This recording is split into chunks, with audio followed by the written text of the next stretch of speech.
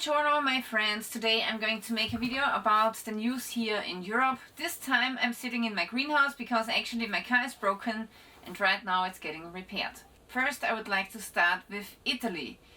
Austria, which is the country where I live, is the neighboring country to Italy, and we Austrians, we love Italian food, we love the Italian people, we love Italy and its wine. It's a great country. But it has a lot of problems. They have a lot of debts. So far, I believe last year they have 145% of debts of its GDP, which is pretty significant. And also here in this article they are saying that Italy's budget deficit is rising to 8.5%. European debt rules actually stipulate a limit of 3%, while spending rose by 4% in the last 3 months of the year. And because of this, Italy is among the most heavily indebted industrialized nations. According to the OECD, its debt is expected to reach 135% of its gross domestic product this year. So Italy is in need of money, and if you have a crashing economy, what do politicians do? They try to get the money from the people. Now they have a really peculiar idea. They want to actually tax private gold in Italy. Giorgia Meloni's government is urgently seeking additional sources of revenue. According to media reports, discussions are underway regarding the possibility of introducing a one-off levy on undeclared gold holdings. This measure would affect jewelry as well as coins and small bars traditionally kept in many households. The fiscal rationale is clear. Depending on this design, such a program could generate revenue of up to 2 billion euros. The role of gold in Italy. Gold holds a special cultural and economic significance in Italy. Many families keep jewelry or coins that are often passed down through generations, right? So if I'm going to purchase gold today in Austria, if I go to a bank, they write down my name and they tell the government that I purchased this gold. But for example, if you are inheriting gold from your grandfather or great-grandfather, then there's no receipt and nobody's going to know about it unless you tell the government, right? So now they want to come after this gold, which is undeclared. Purchase receipts are frequently missing, as gold gifts are common in the Mediterranean region and were rarely formally documented. This low traceability makes the precious metal attractive for political purposes.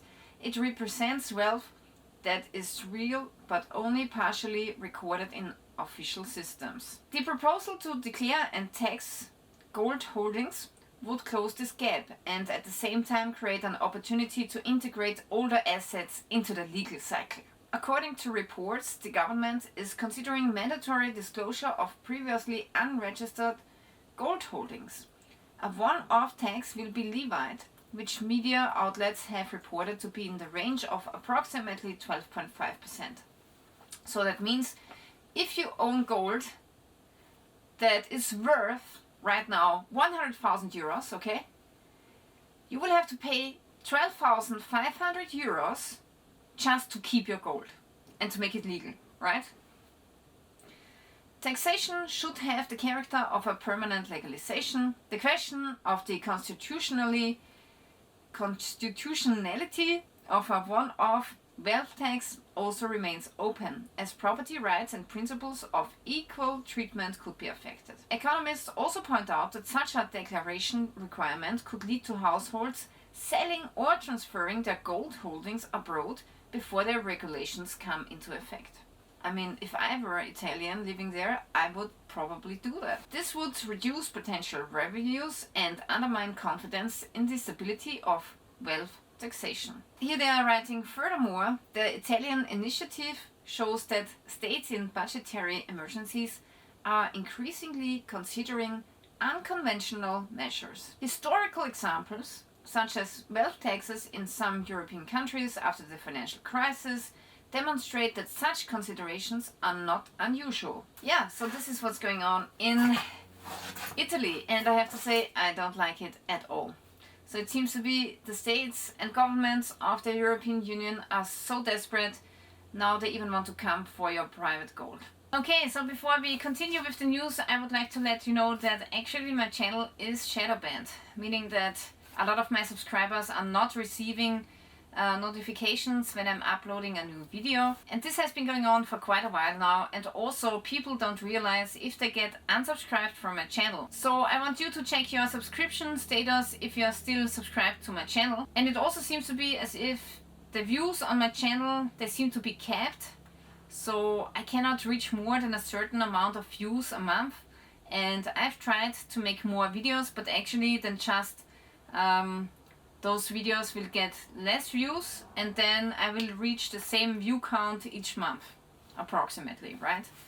So yeah, something is going on with my channel. I believe I'm heavily shadow banned, and because of this I have to take up affiliate programs, like the one that I have with the company Odenwolf. Odenwolf is a really great knife company. They produce high quality knives for a very good price. So for example, this knife here would be a great Christmas present if you are still searching for a good present. This is the Odenwolf W Scandi knife, a small knife that I really like, and it's super sharp. And it comes with a really nice sheath, high quality. There's no rattle to it. So really high quality knife for an amazing price. The price is amazing. And if you follow the link in the description below, which is my personal affiliate link, and if you apply the discount code Lilly10, you will get a 10% discount on a price which is already really good. And also, I believe within the US there's free shipping, and the knife is already sitting in a warehouse in the US, meaning that you don't have to deal with tariffs or any other taxes, right? So it's already there, and there are no extra fees or taxes or customs to pay, so it's already in a warehouse in the US. Furthermore, here in Austria, politicians are calling for a higher property tax, right? So property tax is really hard to evade because you need a place to live somewhere. I can evade other taxes by, for example, saying I consume less, so I'm spending less money on VAT, value added tax, for example. Or I can say I work less, and then I also spend less money on taxes, right? But the property tax is really hard to avoid because everybody is living somewhere on a property. We have a lot of house owners or owners of flats.